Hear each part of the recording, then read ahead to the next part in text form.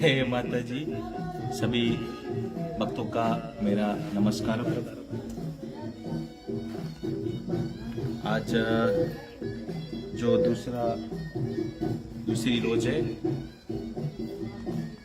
मुनिबाव fire walking temple की जो विशेष नवरात्रि पूजन है उसमें सभी भक्तों का प्यार भरा नमस्कार।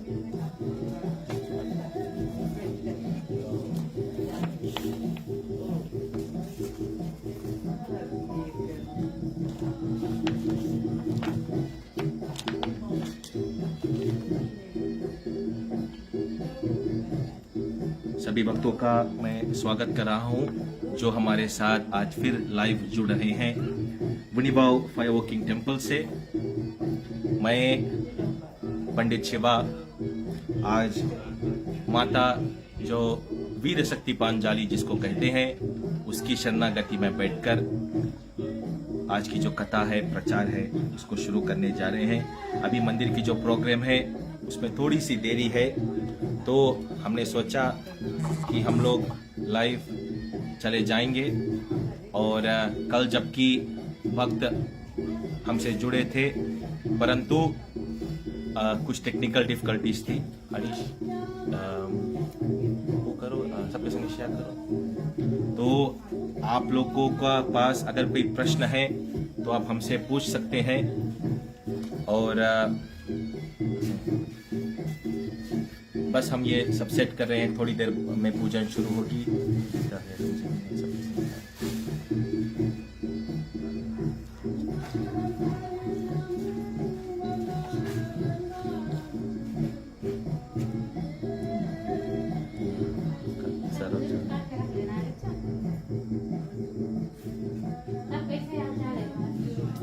हम शुरू करता प्रवचन।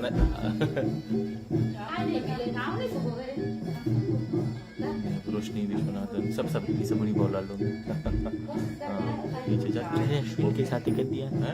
अश्विन हाँ नहीं मेरी कांताबेन मेरी बहना ऑनलाइन है। पिता नमस्कार हम आपको। मैं क्षमा चाहता हूँ कि आज आपने फोन किया और मैं बहुत बिजी था। न्यूजीलैंड से जिया जी आप मेरे साथ जुड़ चुके हैं।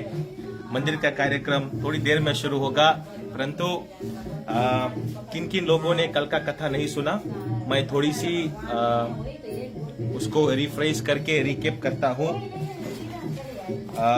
अम्मा माँ हम लोग का प्रोग्राम शुरू हो गया। मास्टर जी रेडी करो।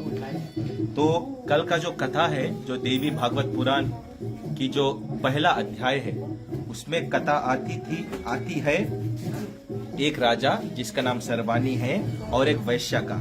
यहाँ पर वैश्य का मतलब है मर्चेंट जो लोग धंधा करते हैं बिजनेसमैन। तो पहली कथा में बताया जाता है कि जो राजा था उसके जो मिनिस्टर्स थे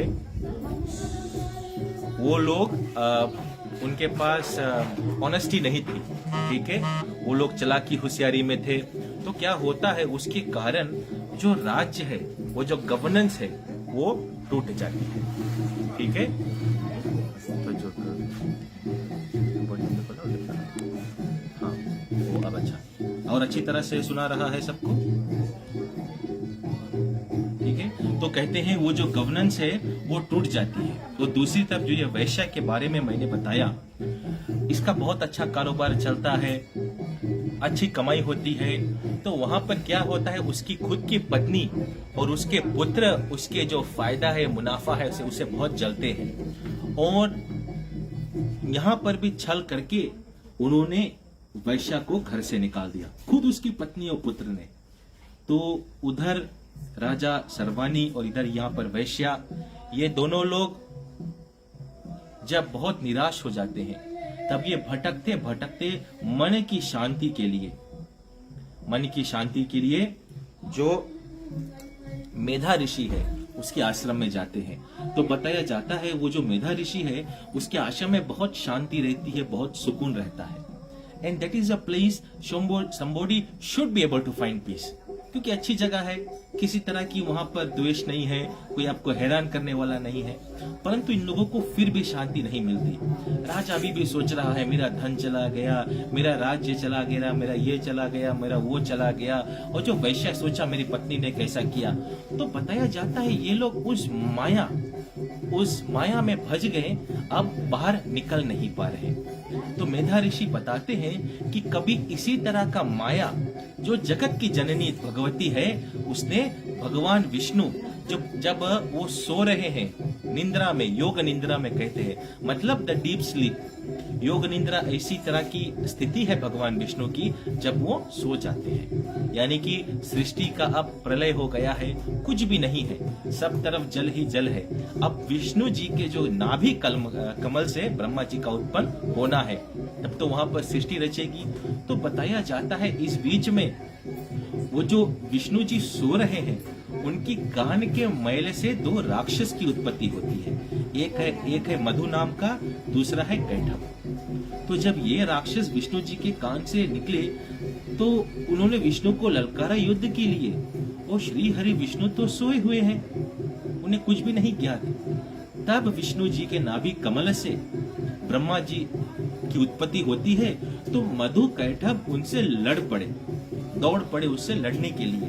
ब्रह्मा जी बहुत हैरान हो गए कि भाग्य के अनुसार मुझे सृष्टि की रचना करनी है, और यहाँ ये लोग मुझसे लड़ पड़े, मेरा कार्य नहीं हो पा रहा।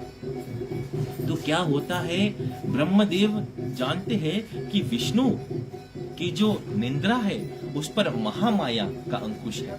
तो वो महामाया से प्रार्थना करते हैं कि हे देवी, तुम कृपा करके इसके निंद्रा अवस्था से महाविष्णु को हटा लो, ताकि यह जाग जाए, और जो लड़ाई हो रही है मधु और कैठव के बीच में, भगवान विष्णु कुछ कर सके, क्योंकि ब्रह्मा जी लड़ने वाले में से नहीं है वो ज्ञान देने वाले हैं, वो तो महापंडित है, वेदों के रचयिता है।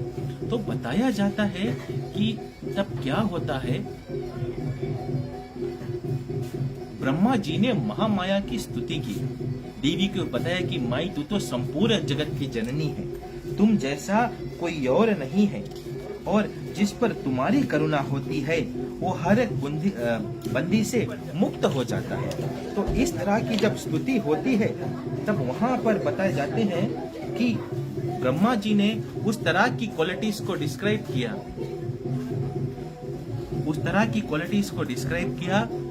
जिससे देवी प्रसन्न हो गई।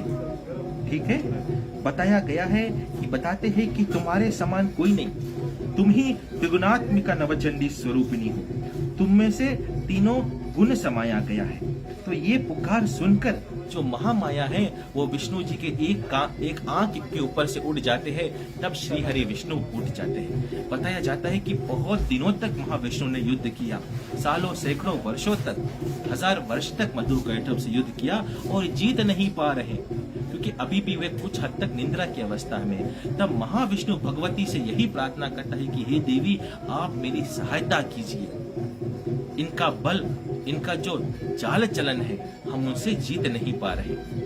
तब बताया जाता है कि महामाया की कृपा अनुग्रह से जब देवी की कृपा पड़ी महाविष्णु पे, और देवी का माया ने मधु और कैठव की जो बुद्धि है उसको ऐसे घुमा दिया, तब मधु कैठव ने सोचा क्या विष्णु हमसे लड़ रहा है, ये लोग जीत ही नहीं पा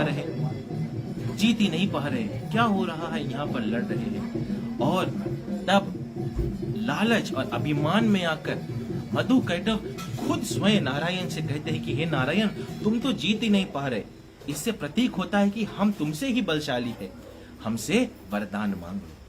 जो गलती मधु और कैठव ने उस लीला के अंदर किया, उसका परिणाम बड़ा ही गहरा पड़ा, क्योंकि ये महामाया की चाल है जिसने षड्यंत्र रचकर उनको हराया।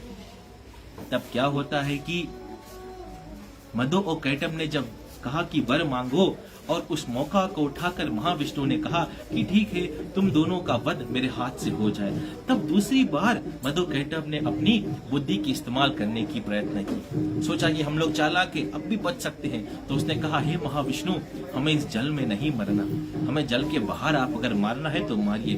तब महाविष्णु ने वो जो जल समाधि अवस्था है उससे ऊपर आकर अपना जंघा जो पानी यानी कि जल से ऊपर था, उस पे रखकर मधुकैटभ का वध किया। तब वहां पर भगवती की स्तुति होती है कि हे महामाया, ये जो कार्य है तुम्हारे ही अधीन में ही हुआ है। ठीक है, तो ये कथा मार्कंडेय पुराण की जो देवी महात्म्यम है 700 श्लोक के, उसका पहला चैप्टर है। आज हम लोग दूसरा और तीसरा चैप्टर में जाएंगे। मंदिर के जो कार्यकर्ता है वो लोग आ गए हैं। अब थोड़ी ही देर में हम लोग वापस लाइव जाएंगे, आप हमारे साथ जुड़िए। ठीक है, सभी को मेरे ख्याल से हमारे बहुत से परिवार है विदेश में, आप मुझे प्यार अपना प्रोत्साहन दे रहे हैं। मेरी बहना भी देख रही है, रिम्पल स्वामी जी, सब मेरे अपने हैं। मैं सभी का नाम नहीं ले सकता, परंतु थैंक यू सो मच। कथा सुनिए, आज मेरे ख्याल से अच्छी तरह से सुनाएगी। हम लोगों ने माइक लेकर आए हैं। तो the whole aim of this is you understand. 700 श्लोक बहुत बड़ा है, फोड़ कर पढ़ेंगे तो अगर 10वां अध्याय में चलेंगे तो कोई पहला वाला भूला जाएगा, इसलिए हमने उसको सिंप्लीफाई किया है। You should be able to grasp the essence of the katha. ठीक है, तो थोड़ी देर में हम वापस आएंगे। जय माता जी। मास्टर जी, मास्टर